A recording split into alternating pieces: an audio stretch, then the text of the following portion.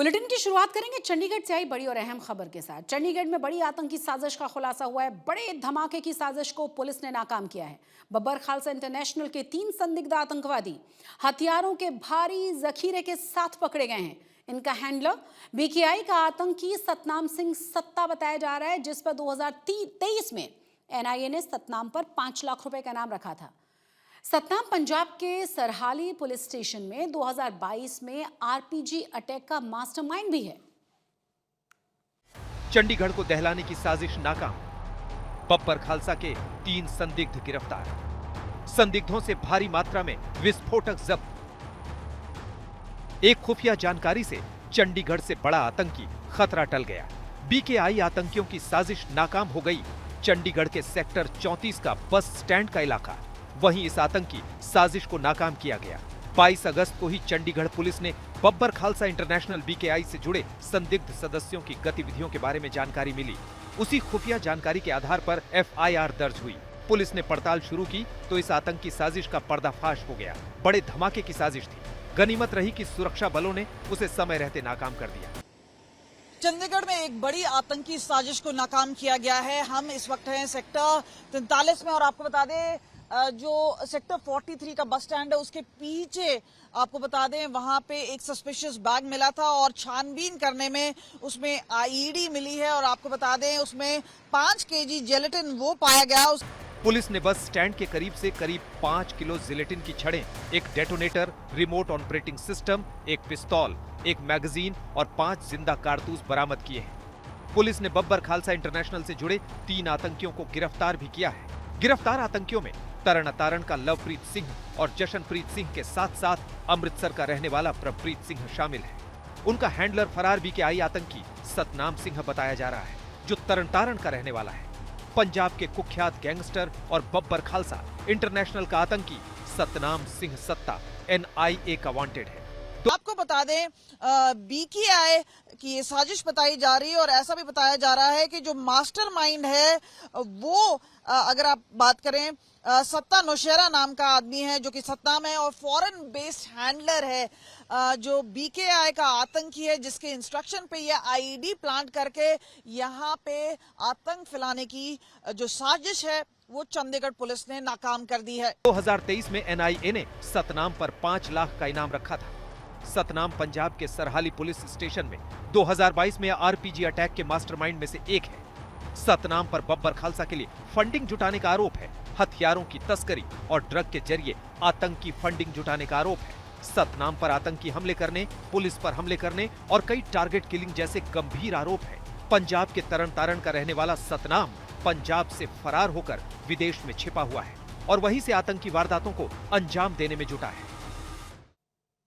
और अब आपको सुनवाते हैं गैंगस्टर गोल्डी बराड़ का कबूलनामा। जी हां, खालिस्तानी आतंकवादी हरदीप सिंह निज्जर की हत्या को लेकर बड़ी जानकारी सामने आई है। गोल्डी बराड़ ने निज्जर की हत्या की जिम्मेदारी लेने का दावा किया है। गोल्डी बराड़ ने कथित लीक हुए ऑडियो में दावा किया कि उसके गैंग ने हरदीप सिंह निज्जर की हत्या की थी। बराड़ के मुताबिक निज्जर ऐसे लोगों का समर्थन करता था जो 16-17 साल के युवाओं को ड्रग्स बेचने के लिए इस्तेमाल किया करते थे। आप भी सुनिए गैंगस्टर गोल्डी बराड़ के कबूलनामे को।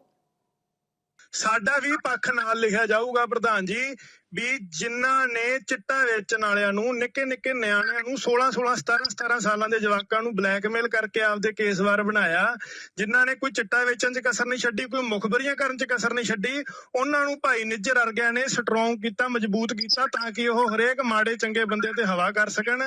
ठीक है, ते ये भी साडा पक्ष आऊगा भी सानूं इह मार्गां नूं वक्त ਚੱਬਣਾ ਪਿਆ। ठीक है, भी चंगा बंदा भी जे कोई गलती करूगा उन्होंने भुगतनी पै सकती है। चंगे काम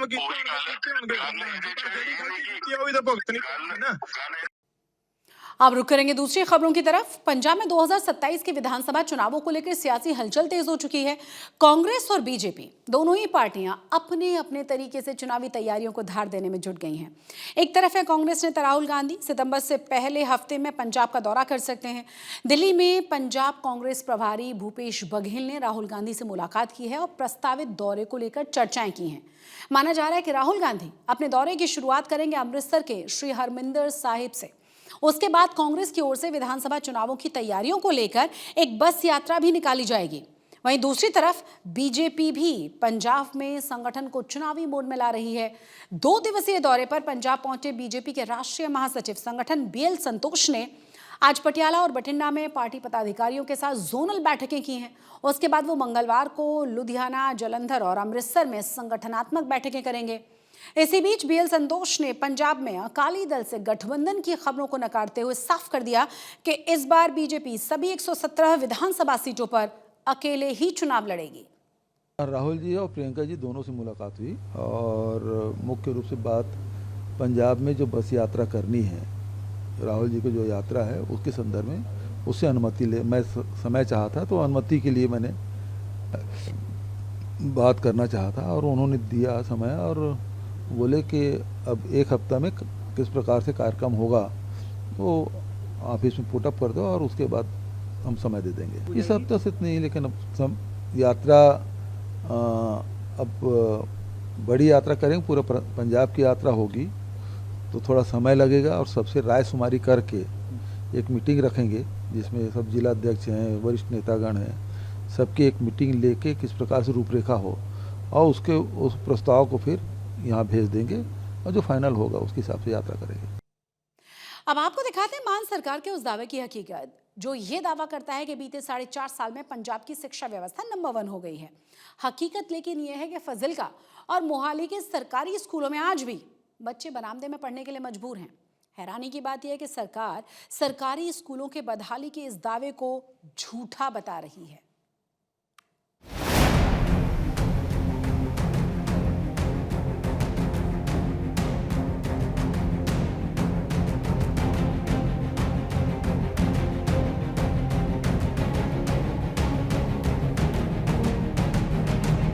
मान सरकार पंजाब में शिक्षा व्यवस्था को नंबर 1 बनाने के दावा कर रही है, लेकिन पंजाब के सरकारी स्कूलों से सामने आई ये तस्वीरें इन दावों पर सवाल खड़े कर रही है।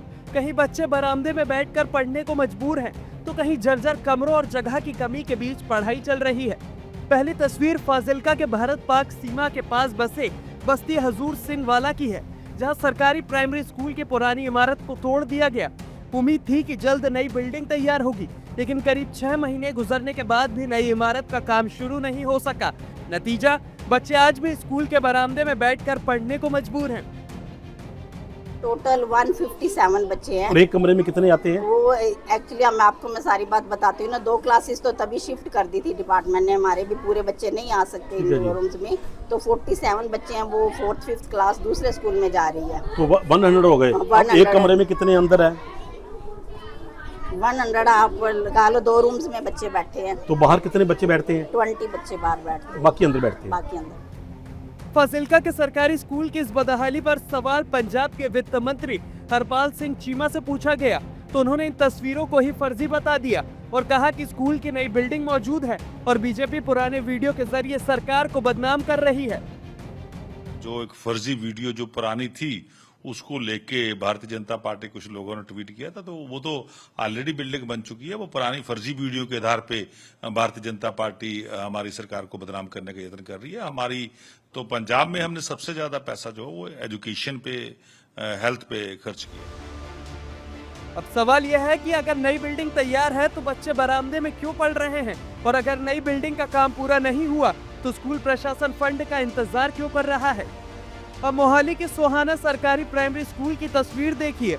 ये स्कूल पंजाब सचिवालय से करीब 10 किलोमीटर दूर है और यहाँ करीब 600 बच्चे पढ़ते हैं, लेकिन स्कूल की क्षमता सिर्फ करीब 250 से 300 छात्रों की है। तो अगर हम आपको दिखाएं, यहाँ पे ये क्लासरूम है। यहाँ पे कुछ बच्चे अब नीचे बैठे हुए हैं, जगह नहीं है, बिल्कुल क्रैम्प्ड क्लासरूम है। यहाँ पे भी बच्चे नीचे बैठे हुए हैं। और अब ये देखिए कि किस तरह से जो खिड़की की हालत है यहाँ पे आपको नजर आएगा। तो अगर आपकी बात, ये पूरा क्लासरूम आपको दिखाएं तो आपको सीलन नजर आएगी, यहाँ पे पपड़ी उकड़ते हुए नजर आएगी और कई जगह दरारें नजर आएंगी। इतना ही नहीं, इस प्राइमरी स्कूल में कुल 15 कमरे हैं और इनमें से करीब 6 कमरों को असुरक्षित घोषित कर सील किया जा चुका है। एक कमरा स्टोर के तौर पर इस्तेमाल हो रहा है, जिसका मतलब यह है कि स्कूल में पढ़ने वाले करीब 600 बच्चों के लिए सिर्फ 7 से 8 कमरे ही इस्तेमाल के लिए बचे हैं। और इसी वजह से कई बच्चे खुले में या बाहर बैठकर पढ़ने को मजबूर है।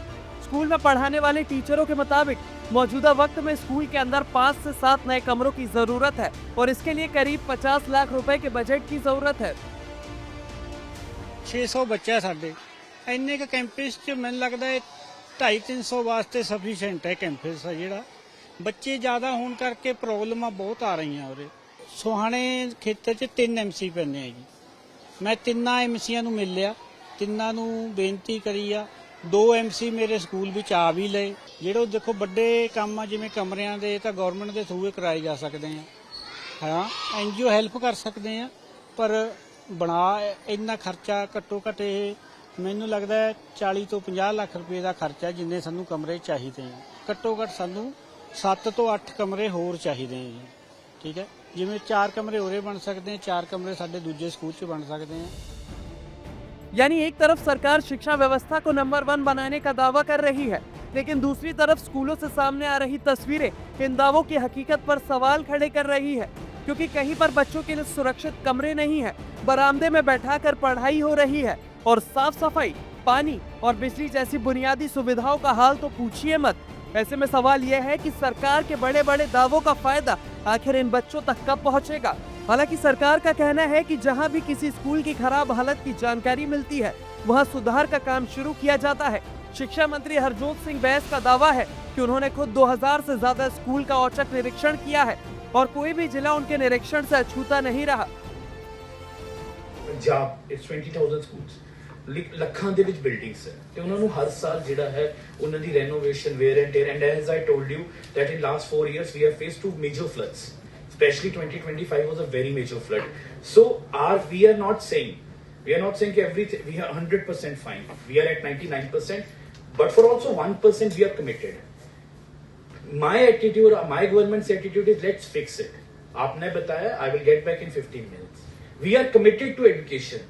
साडा मकसद है कि जे प्रॉब्लम आंदी है दसो, लेट्स फिक्स इट। लेकिन सवाल फिर वही है, अगर सरकार को स्कूलों की बदहाल स्थिति की जानकारी है तो फाजिल्का में 7 महीने बाद भी नई बिल्डिंग का इंतजार क्यों, और मोहाली के सोहाना में करीब 600 बच्चों के लिए पर्याप्त सुरक्षित कमरे अब तक क्यों नहीं। सरकार चाहे आंकड़ों में शिक्षा व्यवस्था को नंबर 1 बता रही हो, लेकिन इन बच्चों के लिए नंबर 1 शिक्षा का मतलब सिर्फ दावे नहीं, सुरक्षित कमरा, साफ पानी, बिजली और पढ़ने के लिए सम्मानजनक माहौल भी होता है। मोहाली से कमलजीत संधू और फाजिल्का से सुरेंद्र गोयल, आज तक ब्यूरो। सरकारी स्कूलों के बाद अब आपको दिखा देते हैं पंजाब में स्वास्थ्य सेवाओं का हाल भी। फरीदकोट के जिला सिविल अस्पताल में मरीजों की सुविधाओं के लिए बनाया गया ब्लड बैंक पिछले करीब 1 महीने से बंद पड़ा है। हैरानी की बात यह है कि ब्लड बैंक में आधुनिक मशीनें हैं, ब्लड स्टोरेज के लिए रेफ्रिजरेटर है, लेकिन पैथोलॉजिस्ट की कमियों के चलते यहाँ ताला लटका हुआ है। हालात यह है कि यहाँ इलाज कराने वाले मरीजों को ब्लड के लिए दर दर भटकने पर मजबूर होना पड़ रहा है।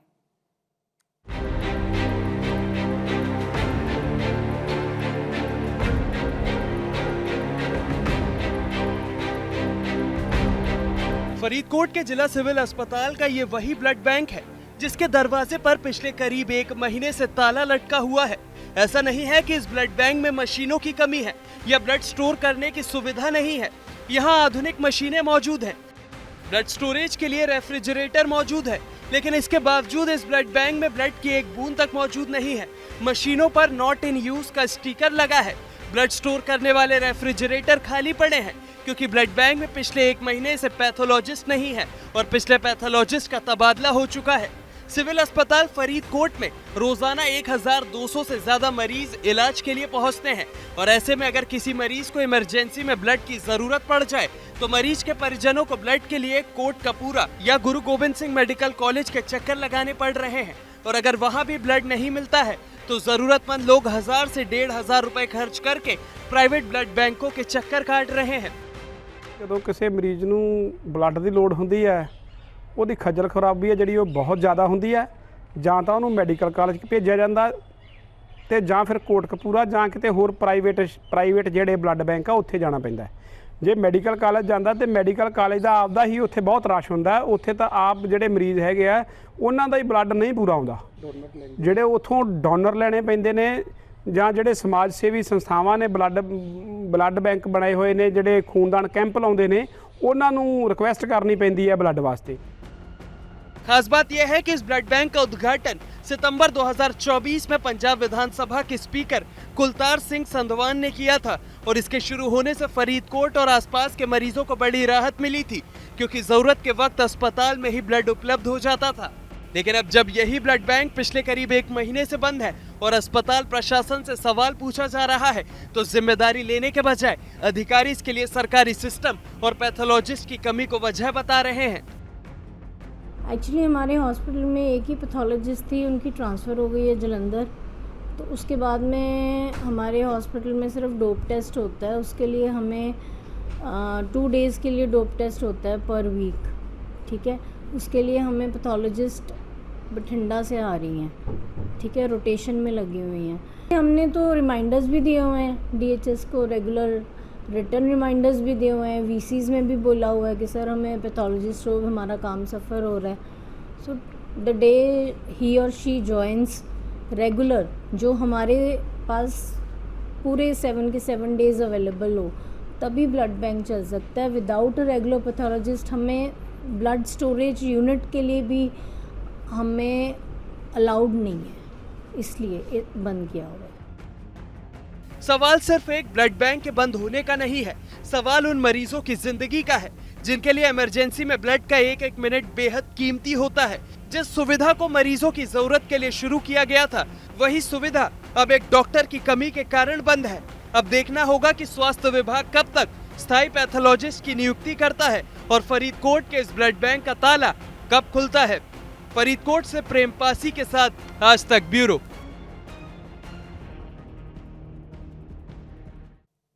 अमेरिका के न्यूयॉर्क सिटी में पंजाब के कपूरथला जिले के रहने वाले 28 साल के युवक की गोली मारकर हत्या कर दी गई। मृतक की पहचान हुई है जाबोवाल गांव के रहने वाले गुरदीप सिंह के तौर पर।